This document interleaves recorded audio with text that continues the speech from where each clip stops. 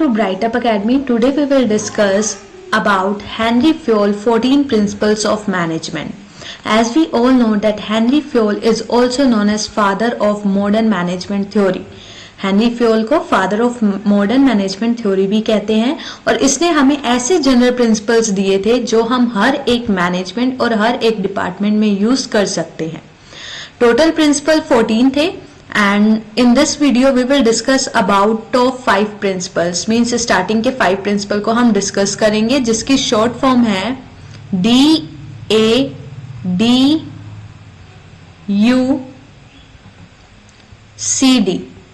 That is Dadu CD.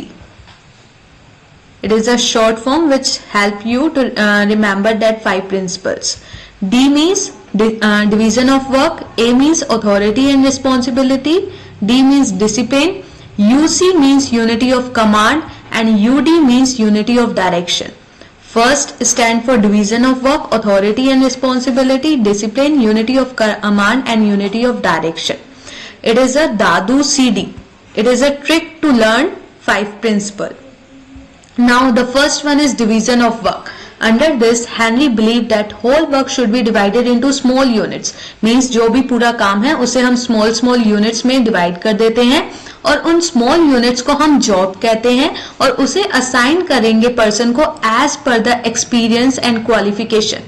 Means जैसे organisation में कोई भी वर्क होना है, पूरे वर्क को हमने स्मॉल यूनिट्स में डिवाइड कर दिया और उसे हमने टर्म दिया एक जॉब और असाइन करा पर्सन के क्वालिफिकेशन एंड एक्सपीरियंस के अकॉर्डिंग. लाइक कोई पर्सन फाइनेंस में अच्छा है तो उसे फाइनेंस का वर्क दे दिया, कोई मार्केटिंग में अच्छा है तो मार्केटिंग का वर्क दे दिया. Division of work. Henry believed that segregating work into the workforce among the worker will enhance the quality of the product. अगर हम पर्सन को उसके स्पेशलाइजेशन के अकॉर्डिंग वर्क असाइन करेंगे देन इससे क्या होगा, क्वालिटी ऑफ द प्रोडक्ट भी इंक्रीज होगी, प्रोडक्टिविटी बढ़ेगी, एफिशिएंसी आएगी, एक्यूरेसी भी बढ़ेगी और स्पीड ऑफ द वर्कर्स भी इंक्रीज होगी.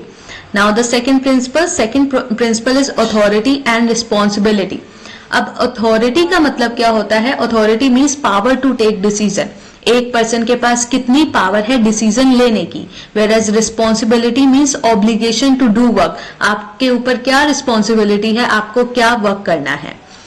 अगर आपके पास पावर ज्यादा है और वर्क कम है तो आप इसका मिसयूज करोगे, राइट. एंड अगर आपके ऊपर रिस्पॉन्सिबिलिटी ज्यादा है, वर्क ज्यादा है बट पावर नहीं है डिसीजन लेने की, then you will feel overburden कि आपके ऊपर बर्डन आ गया. इसीलिए यहाँ पे हेनरी बिलीव करता है there should be equal authority and responsibility on a person, कि जो पर्सन वर्क कर रहा है उस पर अथॉरिटी और रिस्पॉन्सिबिलिटी इक्वल हो. Because if authority is more than responsibility it will be misused, but if responsibility is more than authority then it will create burden on the shoulder of employees. There should be a equal authority and responsibility in the organization over a person. Next one is discipline. Discipline हमें क्या बताता है? Rules and regulation and एक systematic environment बना के रखता है हमारे मैनेजमेंट में जिससे हमारी ऑर्गेनाइजेशन स्मूथली वर्क कर पाती है, right. Without discipline nothing can be accomplish. बिना डिसिप्लिन के कुछ भी पाना पॉसिबल नहीं हो सकता. It is a core value of any project of management. हर जगह आपको डिसिप्लिन को फॉलो करना पड़ेगा मैनेजमेंट में. Good performance, sensible interrelation make the management job easy and comprehensive. Employee good behavior also helps smoothly building and progress in the professional career. Means systematic working से हम professional career को भी achieve कर सकते हैं, whereas organizational goal भी smoothly हम achieve कर पाएंगे. Next is unity of command. ये focus करता है one unit one boss पे. One unit one boss.